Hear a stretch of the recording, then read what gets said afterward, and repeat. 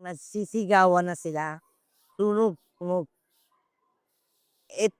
Inapunan na ako ng mga apo ko. Lola, labas na. Kasi mahihirapan tayo lumabas kasi maliit ang gate. Totoo naman yan, paglabas namin hirap na hirap kami. Binuhat na nga ako ng 2 teenager na hindi ko kamag-anak. Pagtingin ko sa may sasabog. Titingin ka, makalakad ka lang, may sasabog. 'Di ba nakakatakot? Parang lumalaban ka na wala kang aaway. Kaya lang takot yung labas yung Diyos ko, di ko na maano yung apoy. Talagang ang tindi-tindi, ang tindi talaga ng apoy. Mawawala ako ng cellphone gamit. Talagang ako wala. Pero yung mga apo ko, kasi sila, may mga anak na malalaki na, nakakuha ng mga damit. Damit lang, pero wala ng dami. Nilinis ng manugang ko. Malinis na raw, wala na yung mga Pero ang init-init pa raw. Hawakan mo yung lupa, ang init. Hindi na namin alam kung paano namin buhayin ulit ang bahay namin. Naman, tulungan niyo kami. Galing pa na ho ng pamamang tinapo ko. Wala kaya, timot-timot kami. 1 linggo pa lang, ito, nasunog. Saan akong kukuha? Kaya umingi ako ng tulong. Si Tente, humingi po ako ng tulong sa inyo. Parang awa niyo na tulungan niyo po kami sa kami, makasalba kami sa bahay namin. Malapit lang po kasi sa bahay namin, yung sunog. Mga 3 bahay lang po. So, hindi na po kami ng gamit kasi inisip na lang po namin yung kaligtasan ng buhay namin magpamilya. Tumakbo po kami dun sa medyo alam naming hindi pa crowded yung tao. Dumiretso na po kami dun kasi dito kasi banda marami ng naghahakot na ng gamit. So, mahirap na talaga makalabas. So, ginawa namin dumiretso po kami dun sa medyo wala pang taong tumatakbo. Hindi na po namin inisip yung magsalba ng gamit. Ang lang po namin mas makalis na po kami agad. Wala pong maayos na matulugan yung mga anak ko. Kung bibigyan naman po kami ng mas maayos na bahay, bakit hindi naman po? Pero kung wala naman po, mas maganda siguro kung bigyan nila kami ulit ng mga materyales para mapagawa namin ulit yung bahay namin. Kami po yung nananawagan na mamamayang Pilipino na sana patuloy po kaming suportahan sa ganitong sitwasyon namin at sana po, huwag niyo po kaming balewalain. Kung nandito po kami, marami po kami nangangailangan ng tulong niyo.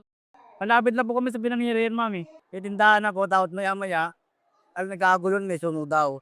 Ang bilis na nga po, di ko alam ng pangyayari. 3 o'clock na hapon nangyari yun, ngayon napakalakas. Lakas pa ng hangin kaya mabilis kong falat ng apoy. Dokumentong importante, yun ang prepare ko para sigurado. Tapos yung ibang nilagay ko sa pagsang motor ko kasi doon lang sa tabi ng motor ko yun, eh. Yun lang po ang nailigtas ko, wala na pa ibang mailigtas. Maliban doon lahat. Tunim na. So, lang po, laban po. Kaso nga lang medyo nakakatakot din talaga kaya tuwing summer, din ako nangangambay. Lalo ko minsan, karawawa ko. Pamilya ko lang yun nandoon. Medyo mahirap sa akin. Maliban po sa mga pagkain, pinansyal, pang-araw-araw, kaya mayroong mabigyan man lang ng kahit konting tulong na pang tadas. Malaking bagay na rin po yun. Natural nagpapasalamat po ako sa gobyerno na rin, Benkin paano. Ito din ang nagtutulungan. Katulad ng programa nila na marami tulungan na katulad namin na sa time na may disaster na nangyayaring ganito, automatic nandiyan din na. Kaya malaking pasalamat po ka.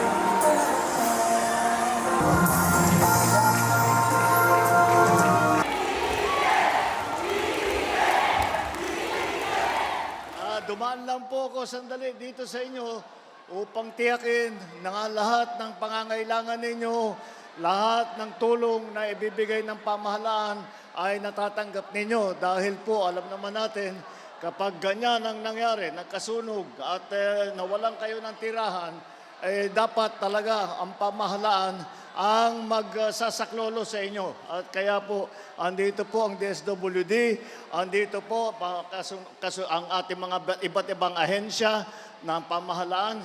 At siyempre, kasama po natin ang ating local government ng City of Manila, lungsod ng Maynila, na sabay-sabay kami na naghahanap ng paraan na magtumulong. Kaya't nandiyan po, galing po sa national government, meron po tayong hygiene kit, meron pa po tayong family cooking kit, meron pa po tayong binibigay na food pack, at bukod pa ron yung 10,000 na assistance para meron po kayong magamit na pera. Ang susunod po, pagkatapos po na makuha po namin lahat ng mga detalye ninyo, ang susunod po, patuloy po, hindi po kami titigil ng pagbigay ng pagkain at lahat ng assistance at lahat nito mga kit na nakikita ninyo. Wala pong tigil yan, ay tuloy-tuloy po namin gagawin yan. At ang susunod ay ang DSUD, yung housing, yung Department of Housing, para mabigyan kayo ng mga building material para makapagpatayo ulit kayo ng inyong magiging tirahan. Kaya sana po ay kahit na medyo mahirap ngayon, asahan po ninyo, hindi po aalis ang pamahalaan, hindi po aalis ang DSWD, hindi po aalis ang lungsod ng Maynila, andito po si Chorme, at hindi po aalis hanggang kayo ay handa nang makauwi ulit at mamuhay ulit ng normal. Nandito lang po kami, asahan po ninyo. Boss, bibigay tayo 30,000 per family. 30,000 pesos per family. Lahat-lahat. Hindi, sa NHA lang, bibigay kami 30,000 per family. Meron pa pala, ito, nandito ang namumuno ng NHA, meron palang pang-rebuilding, magbibigay din ng 30,000 para meron kayong parang pangbili ninyo ng gamit para yun na nga, makapagpatayo ulit kayo ng inyong tirahan. Sige po.